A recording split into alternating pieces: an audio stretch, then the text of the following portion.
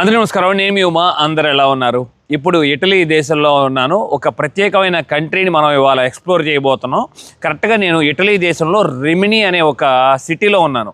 ఆ city railway station ఆపోజిట్లో ఉంది. ఇక్కడ నుండే బస్సెస్ స్టార్ట్ అవుతాయి. ప్రతిరోజు శాన్ మెరీనో అనే ఒక దేశానికి వెళ్తున్నాను.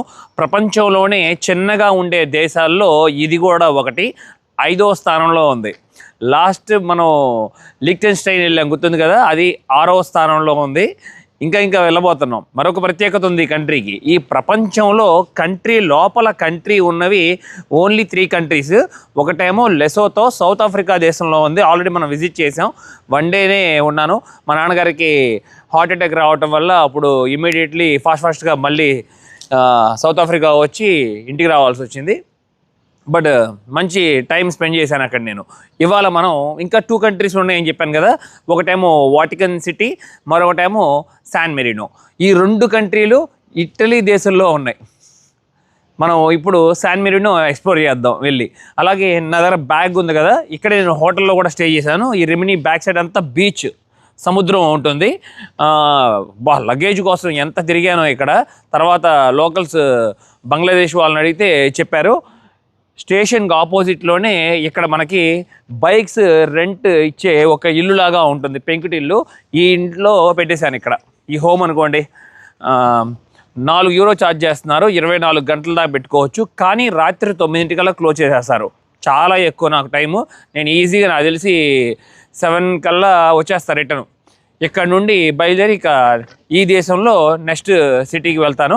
బట్ ఆల్రెడీ మీరు ఈ వీడియోస్ అన్నీ చూసేస్తారు కూడా. చూసేసిన తర్వాత నేను లాస్ట్లో అప్లోడ్ చేస్తాను ఈ వీడియోని.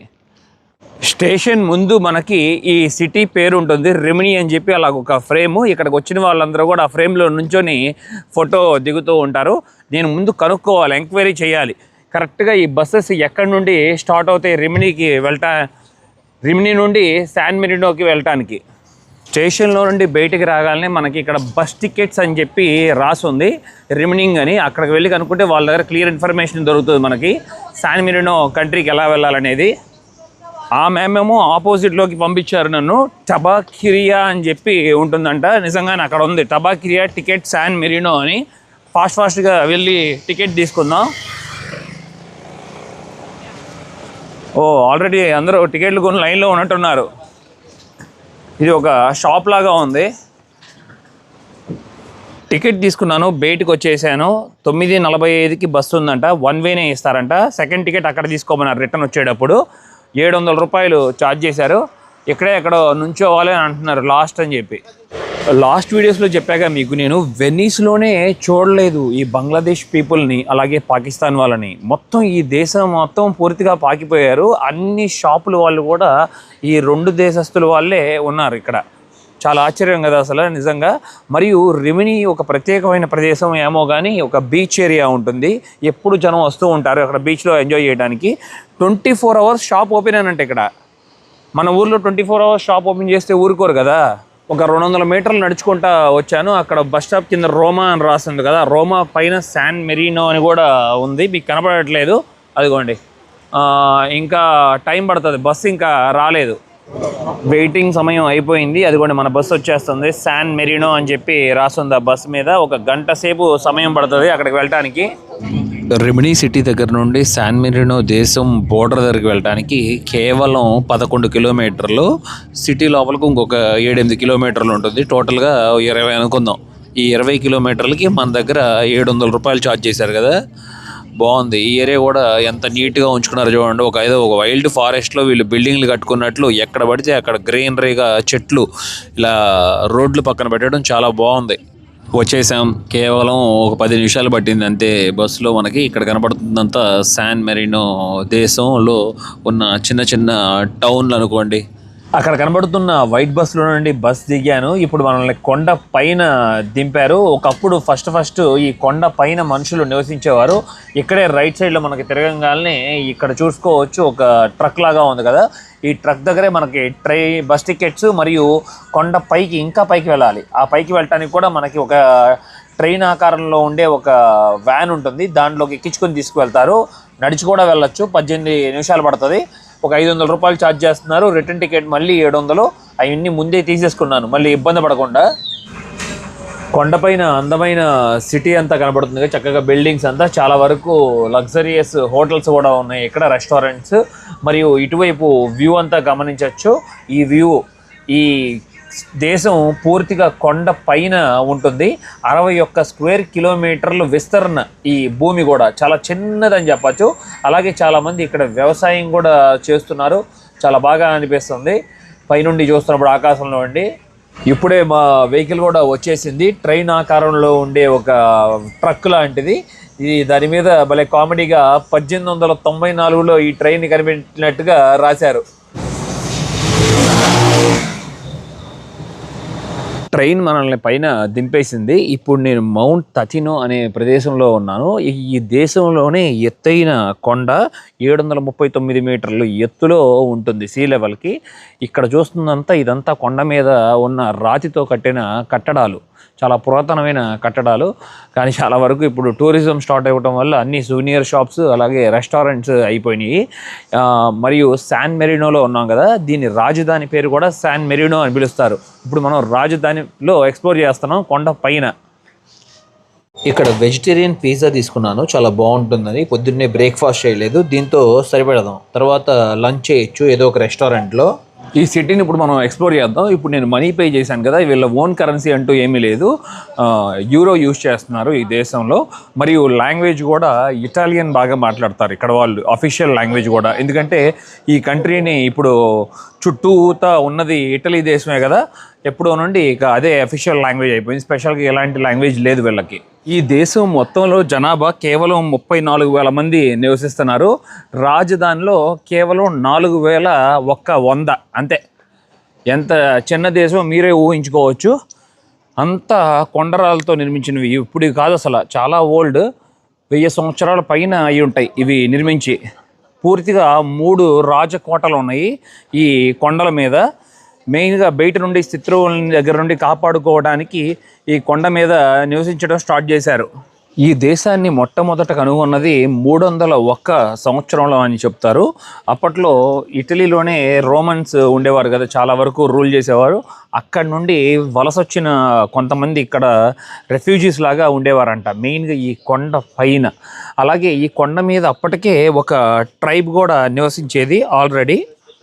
ఈ దేశంలో ఎక్కువగా సిరామిక్తో చేసిన వస్తువులు మనకు కనబడతాయి, ఎందుకంటే వీళ్ళు చాలా వరకు దాని మీద కూడా ఆధారపడి ఉన్నారు. ఈ దేశస్తులు రకరకాల వస్తువులు తయారు చేస్తారు చూడండి, ప్రపంచ దేశాలకు ఎక్కడెక్కడో నుండి ఇదిగోండి ఇక్కడ నుండి దిగుమతి చేసుకుంటారు. చాలా విచిత్రంగా ఉన్నాయి కదా, సిరామిక్తో చేసినవి చాలా యూనిక్గా ఉన్నాయి. ఇంకా ఇక్కడ చూడండి, హాట్ ఎయిర్ బెలూన్స్ కూడా సిరామిక్తో చేసినవి. ఈ కలెక్షన్ మెయిన్గా కొనుక్కోవడానికి చాలా బాగా ఇష్టపడతారు. చూడండి, బటర్ఫ్లైస్, అలాగే కలర్ఫుల్ క్యాప్స్, చాలా బ్యూటిఫుల్గా ఉంది ఈ కంట్రీ. వీళ్ళు అసలు ఇలాంటి ప్రదేశాల్లో నిర్మించుకుని ఇలాగా నివాసం ఉండటం చాలా ఆశ్చర్యం కూడా. వీళ్ళు ఎలాంటి యుద్ధాల్లోనూ పాల్గొనలేదు, న్యూట్రల్గా ఉన్నారు. 2వ ప్రపంచ యుద్ధంలో 1,00,000 మంది పైన జనానికి ఇక్కడ రెఫ్యూజీ క్యాంప్ వేసి వీళ్ళు చాలా సపోర్ట్ చేశారు కూడా. కొండ మీద ఈ స్ట్రీట్స్ కూడా చాలా విచిత్రంగా ఉన్నాయి చూడండి, ఒక స్లోప్ లాగా నిర్మించుకున్నారు, దారి భలే ఉంది. అప్పట్లో వాన పడ్డప్పుడు అసలు కొండల్లో నుండి కిందకి వెళ్ళిపోద్ది అనుకుంటా. వావ్, ఈ షాప్లో పూర్తిగా కార్ కలెక్షన్ ఉంది, ఎన్ని ఉన్నాయో చూడండి, రకరకాల కార్లు. మంచి కలెక్షన్ చేయాలంటే ఈ షాప్కి వస్తే సరిపోద్ది అనుకుంటా. ఇక్కడ ఈ కొండ పైన 3 టవర్స్ ఉంటాయి, ఆ టవర్స్ చాలా ఇంపార్టెంట్. అప్పట్లో ఫోర్ట్స్ కట్టారు కదా, కోటలు, ఆ కోటలకి సెక్యూరిటీ లాగా, ప్రొటెక్షన్ లాగా, ఈ చుట్టుపక్కల వ్యూ అంతా గమనించేలాగా ఎవరైనా ఇక్కడ యుద్ధంకి వస్తున్నారా అని చెప్పి ఉండేవంట. అవి చూద్దాం ఇప్పుడు వెళ్ళి మనం. యునెస్కో వరల్డ్ హెరిటేజ్ సైట్లో కూడా ఈ ప్రదేశం పూర్తిగా స్థానం పొందింది దీనికి. ఆ చర్చ్ పక్కనే ఒక బెల్ టవర్ ఉంది, భలే ఉంది కదా అసలు. లోపలికి వెళ్దాం ఒకసారి చూద్దాం, ఈ కొండ మీద నిర్మించింది. అలాగే ప్రతి సంవత్సరం 6 నెలలకి ఇక్కడ క్యాప్టెన్ రెజెంట్ అని చెప్పి రూలింగ్ చేంజ్ అవుతుందంట. ఇద్దరు రూల్ చేస్తారంట, భలే విచిత్రంగా ఉంది కదా, 6 నెలలకి మార్చుకోవటం. లోపలికి వచ్చిన తర్వాత చూస్తే చాలా యూనిక్గా ఉంది. ఇది ఒక చర్చ్ లాగా లేదు అసలు, చూడండి ఏదో ఒక ప్యాలెస్ లాగా ఉంది. పైన రూఫ్ కూడా గమనించవచ్చు, చాలా బ్యూటిఫుల్గా నిర్మించారు. లోపల ముఖ్యమైన మనుషులు అనుకుంటా. వాళ్ళకి సంబంధించినవన్నీ ఇక్కడ బొమ్మలు ఉన్నాయి. పాలరాతితో చేసినవి. అలాగే జీసస్, మేరీ మాతని పట్టుకున్నట్లు ఇవి చూడండి. ఒక్కొక్కళ్ళ చేతిలో ఒక్కొక్క వస్తువు విచిత్రంగా ఉంది. ఇక్కడ ఒక వ్యక్తి చూస్తున్నారు కదా, రంపాన్ని పట్టుకున్నారు. ఇందాక చూపించిన వ్యక్తి ఏమో స్పియర్ పట్టుకున్నారు. చాలా విచిత్రంగా ఉంది. ఇలాగే ఇక్కడ జీసస్ ఉన్నట్లు, మరియు ఆ లాస్ట్లో కూడా చూడొచ్చు మరికొన్ని బొమ్మలు ఉన్నాయి. ఖడ్గాన్ని పట్టుకున్నట్లు. అలాగే ఇక్కడ చూడొచ్చు నన్ను అనుకుంటా, నన్ను ఇక్కడ జీసస్ని సిలువని పట్టుకున్నట్లు. ఇక్కడ పిల్లలు కూడా వచ్చి ఇట్లాగా క్యాండిల్స్ వెలిగిస్తున్నారు. ఈ దేశస్తులు మీరు ఎలా సర్వైవ్ అవుతున్నారని డౌట్ రావచ్చు. టూరిజం బాగా వస్తుంది ఇక్కడికి. ఇటలీ వచ్చిన వాళ్ళందరూ కూడా ఈ కంట్రీని విజిట్ చేసి వెళ్తారు. అలాగే బ్యాంకింగ్ కూడా చాలా పెద్ద పెద్ద ఇంటర్నేషనల్ బ్యాంక్స్ అంతా ఉన్నాయి అంటున్నారు ఇక్కడ. మరియు సిరామిక్స్ కూడా, ఇక్కడ సిరామిక్స్ చాలా ఎక్కువగా తయారు చేస్తారు. ఆ తయారు చేసినవి ప్రపంచ దేశాలందరూ కూడా ఇక్కడ నుండి దిగుమతి చేసుకుంటారు. వైన్ తయారీ కూడా, ఇక యూరోప్ అంటే మొదట మనకు గుర్తొచ్చేది వైన్, రెడ్ వైన్, రకరకాల వైన్స్ తయారు చేస్తారు. చాలా ఇష్టంగా తాగుతారు కూడా చాలామంది. సెప్టెంబర్ 3వ తారీఖున ఈ శాన్ మెరీనో వాళ్ళు చాలా బాగా సెలబ్రేట్ చేసుకుంటారు. స్ట్రాంగ్ ఇండిపెండెన్స్, అలాగే నేషనల్ ప్రైడ్ లాగా. వావ్, ఇక్కడ నుండి వ్యూ చూస్తే అసలు భలే ఉంది. మీకు చూపిస్తాను అంటే రైట్ సైడ్ తిరిగి భలే షాకింగ్గా అనిపిస్తుంది. చాలా వరకు ఇప్పుడు దాకా మనం చెప్పుకున్నాం కదా, వైనరీస్ కూడా తయారు చేస్తారని చెప్పి, అవన్నీ ఇక్కడే. ఎంత ఎత్తులో ఉన్నానో చూడండి, సీ లెవెల్కి 700 మీటర్లు ఎత్తులో ఉన్నాను. వావ్, అందుకే నేను అనుకుంటా చాలామంది వీళ్ళని అసలు ఎవరు దాడి చేయలేదు గత 1700 సంవత్సరాల్లో. ఎక్కడో కొండలు దాటుకొని ఇక్కడ ఇంత ఎత్తులో ఉన్నారు. ఎవరైనా ఇంత దూరం వచ్చి అటాక్ చేయాలంటే చాలా కష్టం కూడా. వీళ్ళని పీస్ఫుల్గా బతికారు ఇక్కడ వాళ్ళు. ఈ దేశంలో బోర్డర్ని కాపాడుతూ కేవలం 40 మంది ఆఫీసర్లే ఉంటారు. పోలీసులు ఏమో 50 మంది ఉంటారు. జెండర్మేరీ ఏమో 70 మంది ఉంటారు. అంతే. ఇక మిలిటరీ అంటూ ఏమీ ఉండదు. ఈ కంట్రీని ప్రొటెక్ట్ చేసేది ఇటలీ అనే చెప్పచ్చు. ఎందుకంటే చుట్టూతా ఇటలీ దేశం మధ్యలో ఉంటుంది కదా. ఇది ప్యాలెస్, భలే ఉంది కదా ప్యాలెస్. ఈ ప్యాలెస్ పైన ఒక క్లాక్ ఉండి, అలాగే అక్కడ చూడండి ఒక బొమ్మలు కూడా ఉన్నాయి, మనకు గమనించవచ్చు. 3 బొమ్మలు పైన. ఇప్పుడే గంటలు కూడా మోగిని, మరి ఎందుకనో కానీ 11:45కి మోగిని. ప్యాలెస్ని ప్రొటెక్ట్ చేస్తూ ఈ మెయిన్ డోర్ దగ్గర ఇట్లాగా ఘాట్ లాగా ఉన్నారు, చూస్తున్నారు కదా వీళ్ళు. అలాగే ఇక్కడ 2 అబ్బాయిలు ఉన్నారు. ఆ లెఫ్ట్ సైడ్లో మనకు కనబడుతుంది అమ్మాయి, ఆవిడ. అది ఈ 3 ఉన్నారు. వీళ్ళు డ్యూటీ మారుతూ ఉంటారేమో. ఇటువైపు ప్యాలెస్లో ఉండి బయటికి చూడంగానే వీళ్ళ జాతీయ పతాకం మనకి కనబడుతూ ఉంటుంది, లైట్ బ్లూ కలర్లో. అలాగే వైట్ కలర్, మధ్యలో ఏమో కోట్ ఆఫ్ ఆర్మ్స్ ఉంటుంది. ఇలాంటి వాచ్ టవర్స్ కూడా మనకి కనపడుతూ ఉంటాయి. అప్పట్లో 100 సంవత్సరాల క్రితం ఇక్కడ ఉండేవారు మిలిటరీ కానీ ఎవరైనా సరే. మెయిన్గా ఈ దేశాన్ని, రాజధాని, రాజుల్ని కాపాడటానికి. చాలా బాగుంది కదా. చాలా వరకు రినోవేట్ చేసినట్టున్నారు. పైనంతా కూలిపోయినట్టుంది, ఇప్పుడు కాంక్రీట్తో వేశారు. సైడ్ వాల్స్ మట్టికి కొండరాలతో నిర్మించినవే. ఇక్కడ అందమైన గార్డెన్స్ ఫిక్స్ చేశారు. ఆ గార్డెన్లో ఒక బ్రాంజ్ మెటల్తో తయారు చేసిన ఒక అమ్మాయి బొమ్మ తను బాబుని, చిన్న పసి బేబీని ఎత్తుకున్నట్లు చూపిస్తున్నారు. 2వ ప్రపంచ యుద్ధంలో చాలామంది మరణించారు కదా, వాళ్ళని గుర్తు చేసుకుంటూ ఈ మాన్యుమెంట్ని కట్టారు ఇక్కడ. ఇలాగా అందమైన గార్డెన్స్ అంతా రెడీ చేస్తారు, బాగుంటుంది. అవతల పక్క ఉన్న చెట్లన్నీ బంతిపూల చెట్లు. ఇటువైపు నుండి ఇంకా వ్యూ బాగా అర్థమవుతుంది 180 డిగ్రీస్లో. అదిగోండి, ఇందాక మనకి కొండలు, ఫారెస్ట్ లాగా కనబడింది కదా, ఇక్కడ చాలా వరకు సిటీ కూడా మనం చూసుకోవచ్చు. మనం పై నుండి కిందకి చూస్తున్నాం, చాలా బాగా అనిపిస్తుంది. 12 అయింది కదా. ఇక్కడ ఉన్న చర్చెస్ అన్నిట్లోనూ గంటలు మోగుతున్నాయి. మీకు వినపడుతుందో లేదో కానీ చాలా దూరంలో ఉన్నాం కదా, నాకైతే వినపడుతుంది. ఒక కేబుల్ కార్ కూడా ఉంది కింద నుండి పైకి రావడానికి. ఆ కేబుల్ కార్లో కూడా రావచ్చు మీరు. ఇవ్వండి, చాలామంది ఇక్కడ కేబుల్ కార్లో వచ్చినట్లున్నారు. మేమేమో బస్సులో వచ్చేసాం పైకి. నేను ఇప్పుడున్న ఈ మౌంట్ తిథను, అలాగే ఈ ఓల్డ్ సిటీ కూడా పూర్తిగా యునెస్కో వరల్డ్ హెరిటేజ్ సైట్లో స్థానం పొందింది. చాలా జాగ్రత్తగా కాపాడుకుంటున్నారు ఈ ప్రదేశాన్ని. వీళ్ళ సొంతంగా ఒక ఫుట్బాల్ టీం కూడా ఉంది. ఇంత దేశం చిన్నగా ఉన్నా కూడా కానీ ఎప్పుడూ విజయం సాధించలేదు. కానీ వాళ్ళకి మట్టికి వాళ్ళు చాలా ప్రైడ్గా ఫీల్ హ్యాపీగా ఉంటారని చెప్తారు. ఎప్పుడు ఫైట్ చేస్తూ ఉంటారని చెప్పి లోయెస్ట్ ర్యాంక్లో ఉన్నా కూడా ఫిఫాలో. ఈ బంతిపూలు ఉన్న ప్రదేశంలో చాలా వరకు బటర్ఫ్లైస్ చక్కగా తిరుగుతూ ఆ మకరందాన్ని తాగుతూ ఇక్కడ సర్వైవ్ అవుతున్నాయి. మీ అందరికీ తెలుసు కదా, వాటి లైఫ్ వచ్చి కేవలం 11 నెలలే ఉంటుందని. సీతాకోకచిలుకది. ఈ ఎడ్జ్ పాయింట్లో వచ్చి నుంచొని చూస్తున్నప్పుడు భలే అనిపిస్తుంది. చుట్టూతా వ్యూ కూడా చూడండి ఎంత బాగుందో. అప్పట్లో లైఫ్ ఇక్కడ నుండి ఈ అందాన్ని చూస్తూ నివసించేవారు.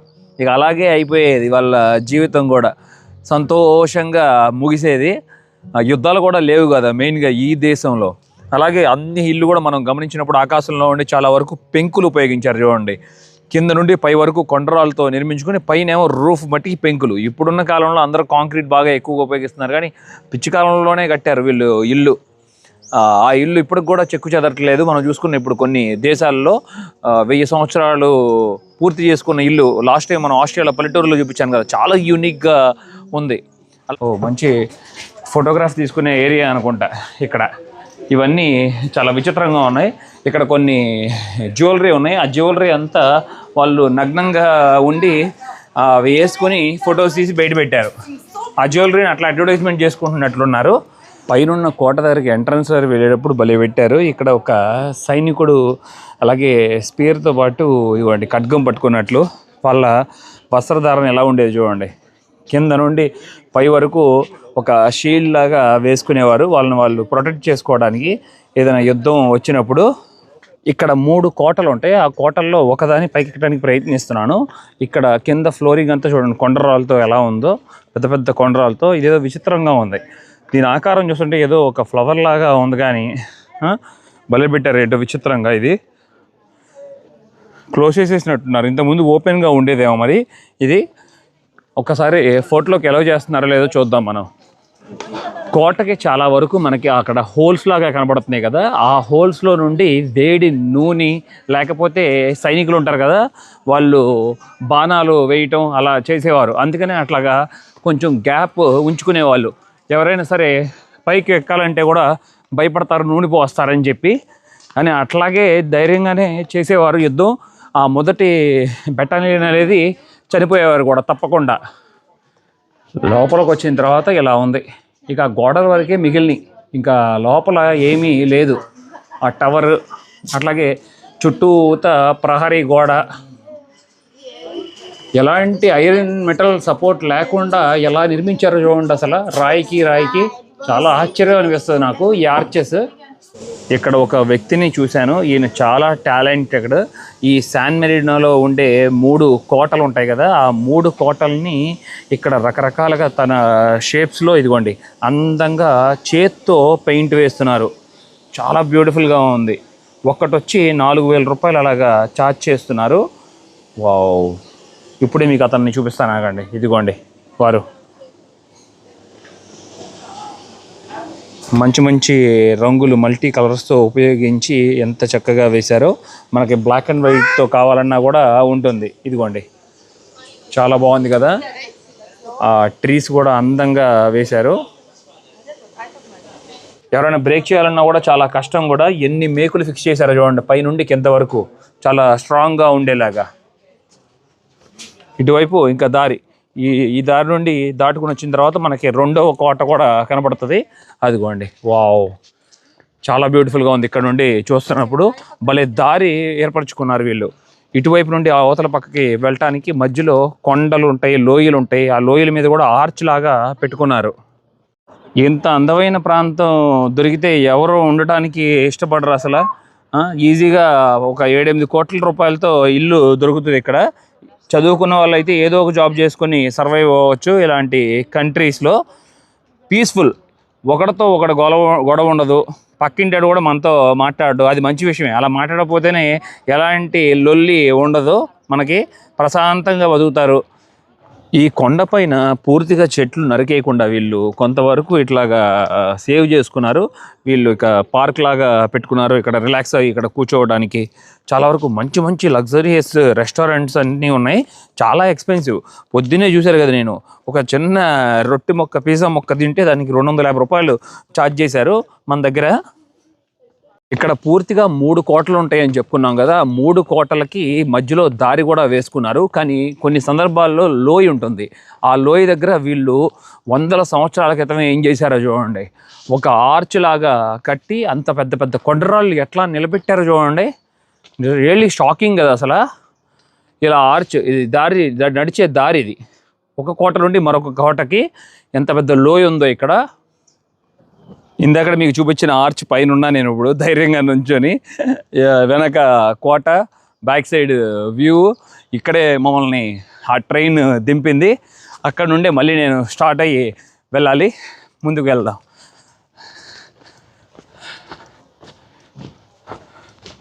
ఈ చిన్న దారిలో అప్పుడు ఈ సైనికులు అటు ఇటు పరిగెడుతూ ఉండేవారేమో, రాజు ఆజ్ఞ వేసినప్పుడల్లా. యుద్ధం లేదు, అది కూడా ప్లస్ పాయింట్ అయింది ఇక్కడున్న ప్రతి ఒక్కళ్ళకి కూడా. మంచిగా ఒక రెస్టారెంట్లోకి వెళ్ళి ఆరెంజ్ జ్యూస్ తెచ్చుకున్నాను, ఫ్రెష్ ఆరెంజ్ జ్యూస్. మన దగ్గర 350 రూపాయలు ఛార్జ్ చేశారు. వర్త్. ఫ్రెష్గా అయితే ఆరోగ్యంగా ఉంటుంది. షుగర్, వాటర్ అసలు మిక్స్ చేయనివ్వను.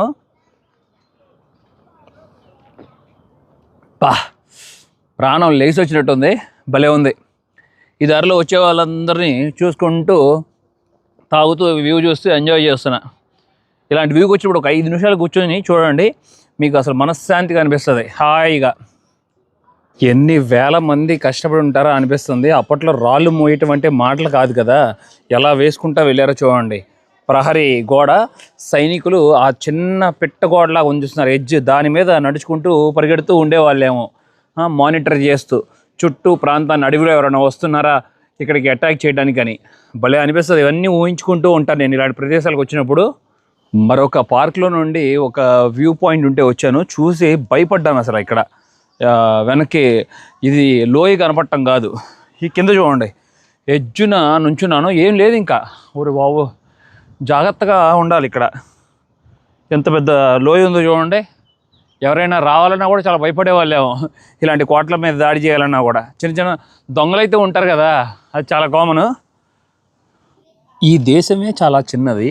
ఇక్కడ ఉండే ఈ కొండకి ఉంటే ఒక రాజు ఉండాలి, కానీ ఎన్ని రాజకోటలు ఎందుకు నిర్మించారా అని నాకు డౌట్ వచ్చింది. తర్వాత చెక్ చేస్తే తెలిసిన విషయం ఏంటంటే, మొదటిదేమో 11వ సెంచరీలో నిర్మించారు. అది ఓల్డెస్ట్, అలాగే స్ట్రాంగెస్ట్ కూడా. మెయిన్ డిఫెన్సివ్ ఫోర్ట్ అని పిలుస్తారు. మధ్యలో కొన్ని సందర్భాల్లో ఇక్కడ కింద అండర్ గ్రౌండ్లో ప్రిజన్ కూడా ఉండేదంట. ఖైదీలను కూడా మరి పెట్టేవారు. ఎలాంటి ఖైదీలు వచ్చేవారో మరి, ఇక్కడ తప్పు చేసిన వాళ్ళని బంధించేవారు అనుకుంటా. సెకండ్ టవర్ నిర్మించారు, అదేమో 13వ సెంచరీలో. ఇది హయ్యెస్ట్ పీక్, కరెక్ట్గా మౌంటైన్ పైన ఉంటుంది ఎడ్జ్లో. మనకి తెలుసుకుంటే వైడర్ లుకౌట్ రేంజ్లో క్లియర్గా మనకి ఈ 360 డిగ్రీస్లోనూ వ్యూ తెలియటం కోసం ఎవరు వచ్చినా కూడా, ఈ అప్పుడు అడవి అని చెప్పచ్చు కదా, ఈ కొండలో ఇప్పుడు మనం చూసుకుంటున్నాం అన్ని వ్యవసాయ భూములు అయిపోయినాయి. అప్పుడు ఈ అడవుల్లో ఎవరు వచ్చినా కూడా వాళ్ళకి తిరగటానికి అది నిర్మించుకున్నారంట. తర్వాత థర్డ్ టవర్ వచ్చేమో 14వ సెంచరీలో నిర్మించారు. ఇదేమో వాచ్ టవర్ మరియు జైల్ లాగా ఉపయోగించారు. ఎవరైనా తప్పు చేసిన వాళ్ళని ఖైదీల్లాగా బంధించేవారంట ఆ థర్డ్ టవర్ దగ్గర. ఈ 1700 సంవత్సరాల క్రితం నిర్మించిన ఈ వాల్స్ పక్కన నడుస్తున్నప్పుడు భలే ఫీల్ అనిపిస్తుంది. ఎందుకనో కానీ చాలా వరకు ఇక్కడ మేకులు దించారు, మరి దేనికో కానీ కొంకెల్లాగా. మరి ఏం తగిలించుకోవారో ఏంటో కానీ భలే ఉంది. అసలు అప్పట్లో ఏమి సిమెంట్ వాడేవారో కానీ ఒక తెలుపు రంగులో ఉంది ఆ రాళ్ళ మధ్యన. అప్పట్లో సున్నం కూడా వాడేవారని చెప్పేవారు కదా, రాయి రాయి అతుక్కోవటానికి. దగ్గరికి వచ్చి చూసిన తర్వాత ఇలా ఉంది, ఒక హోల్ లాగా ఉండి కొండరాలతో నిర్మించిన మెట్లు కిందకి.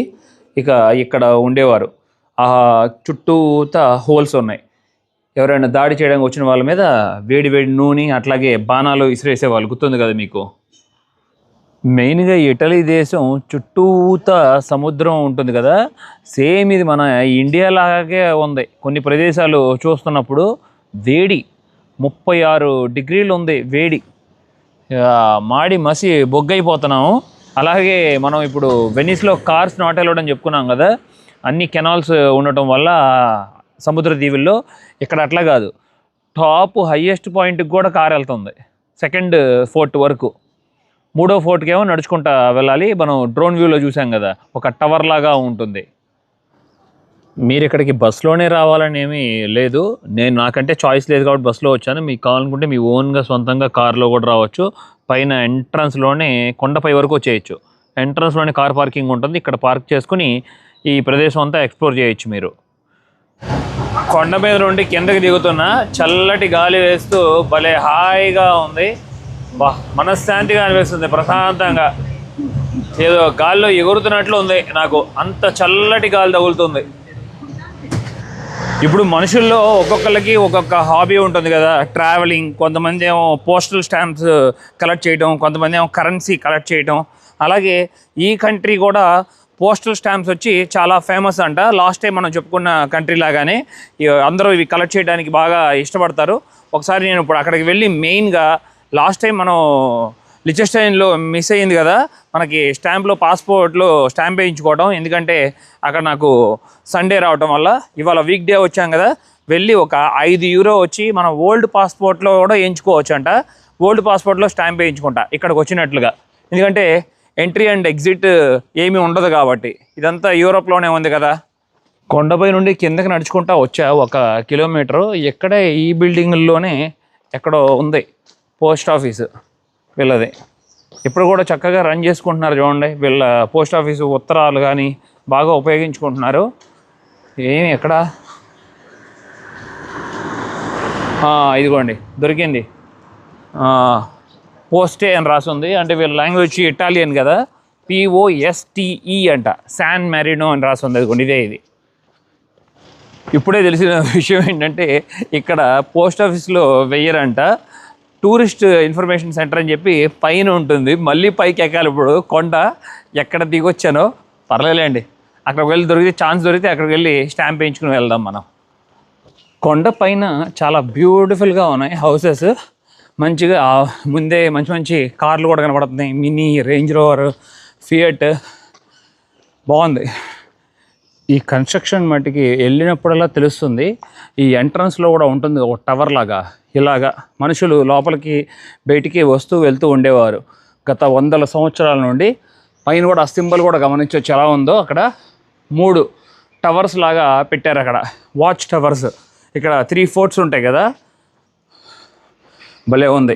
నడవటానికి ఇబ్బంది లేకుండా ఒక ఆర్చ్ లాగా సెట్ చేసి ఫ్రీగా వదిలేయకుండా పైన 2 రూములు ఫిక్స్ చేశారు.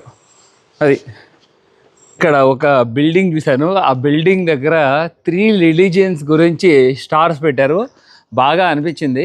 మన ఓం కూడా యాడ్ చేస్తుంటే అదిరిపోయేదేమో ఇంకా. ఎందుకంటే వరల్డ్లో ఎక్కువ పాపులేషన్ ఫాలో అయ్యే రిలీజియన్స్లో హిందూ రిలీజియన్ కూడా ఒకటి కదా. జూయిష్, మధ్యలో క్రిస్టియానిటీ, లెఫ్ట్ సైడ్లో ఇస్లాం. ఫైనల్గా కనిపెట్టాను. ఇక్కడ కనబడుతున్న ఈ బిల్డింగే ఇది ఒక టూరిస్ట్ ఇన్ఫర్మేషన్ సెంటర్. అక్కడ వెళ్ళి కనుక్కుందాం, ఒకవేళ ఇక్కడే వేస్తారా లేకపోతే వేరే ఆఫీస్కి వెళ్ళాలా అనేది. బయట చూపించా కదా మీకు, కరెక్ట్గానే టూరిస్ట్ ఇన్ఫర్మేషన్ సెంటర్కే వచ్చాను. అక్కడే వేస్తున్నారు. ఇదిగోండి €5 ఛార్జ్ చేస్తున్నారు. మనకి పెద్ద స్టాంప్ వేస్తారు. ఇప్పుడు దీని మీద ఎలా ఉందో సేమ్ నా స్టాంప్లో, నా పాస్పోర్ట్లో ఇలా వేస్తారు. నేను ఇక్కడికి కంట్రీ వచ్చి విజిట్ చేసినట్టు ఒక చిన్న ప్రూఫ్ లాగా ఉంటుంది, సూనియర్ల లాగా. ఓల్డ్ పాస్పోర్ట్లో కూడా వేయించుకోవచ్చు మనం. అదిగోండి స్టాంప్ వేసేసారు. 2025 సంవత్సరంలో శాన్ మెరినోలో మనం ఇక్కడ అడుగుపెట్టినట్లు. ఆ స్టాంప్ కూడా భలే ఉంది కదా, పోస్టల్ స్టాంప్ లాగా ఉంది. 5 ఇది హ్యాపీ అనిపించింది. ఆ స్టాంప్ కూడా వేసుకున్నాం కదా మన పాస్పోర్ట్లో, ఏదో ఒక హ్యాపీనెస్ ప్రూఫ్ లాగా. బట్ నా వీడియోసే నా ప్రూఫ్. నేను ఇంతకుముందు జిబుతి కూడా వెళ్ళాను, కానీ నా కంట్రీ యాడ్ చేసుకోలేదు, ఎందుకులే వీడియోస్ చేయలేదు అని చెప్పి. అలాగే నేను స్పెయిన్ కూడా వెళ్ళాను, కానీ స్పెయిన్ ఫ్లాగ్ అప్పుడే యాడ్ చేసేసాను. ఇక దాన్ని తీయటం ఎందుకులేని అట్లా ఉంచా కంటిన్యూషన్లో. ఆ స్పెయిన్ వీడియోస్ కూడా చేసేస్తే నేను చూపించినవన్నీ ఫుల్ఫిల్గా నా ఛానల్లో ఉంటాయి ఆ వీడియోస్. ఇప్పుడు దాకా నేను ఎక్స్ప్లోర్ చేసిన కంట్రీస్వి. ఎక్కడ బస్సెస్ స్టార్ట్ అవుతాయి మళ్ళీ అక్కడికి వచ్చేసాను. ఇదిగోండి శాన్ మెరినోలో మళ్ళీ బయలుదేరి రిమినీకి వెళ్ళిపోతున్నాను. ఇక ఇక్కడతో ఈ వీడియో ఎంజాయ్ చేస్తున్నాను. నా ప్రయాణం మీకు నచ్చినట్లయితే లైక్, షేర్ అండ్ సబ్స్క్రైబ్ చేసుకోండి. చాలా సపోర్ట్ చేసిన వారు అవుతారు. Thank you, love you all, bye bye.